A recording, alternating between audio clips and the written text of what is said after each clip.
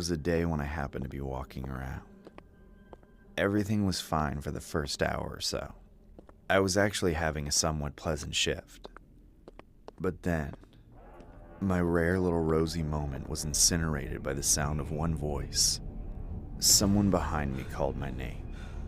I recognized the voice like a shell-shocked soldier remembers the sound of artillery fire. I didn't even have to turn around to know who it was. It was my ex-girlfriend, Samantha. I'd broken up with her nearly a year ago. She was beautiful and amazing in bed, but everything else about her was a nightmare. She was diagnosed bipolar as a teenager, but had been refusing to take her prescribed medication ever since she started going to college. Her particular case was severe, though she refused to seek help.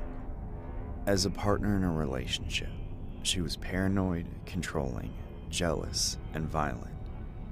I was never seriously hurt or traumatized by her, but once the force of nature compelling me to breed subsided, I realized I had made a grave mistake by getting with her. I broke things off, sparking several hellish months of repercussions. I blocked her on everything, but she incessantly found ways to contact me and find out where I would be to confront me, either begging for forgiveness and a chance to talk things through or screaming at me about how I was a horrible person. I continuously shut her down, and while things got dicey for a while, she eventually calmed down and seemed to finally disappear from my life. I hadn't seen her in months. I thought she was finally gone. In that moment, I heard her voice. My blood turned ice. She was standing right behind me. When I turned around, what was already an awful circumstance for me became the absolute worst-case scenario.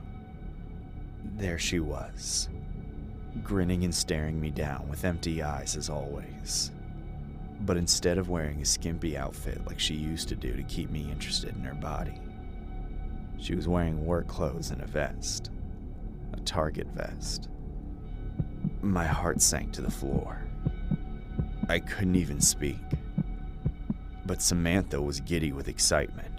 She told me she had just gotten a job at Target, not knowing that I was working there, and had randomly been assigned to me for training. She said it must have been divine intervention, that it was a sign that we were meant to be together. I tried to open my mouth to disagree, but I was in shock. I could hardly fathom what was happening to me, much less form coherent words. What I wanted to say was, "What the hell are you doing here?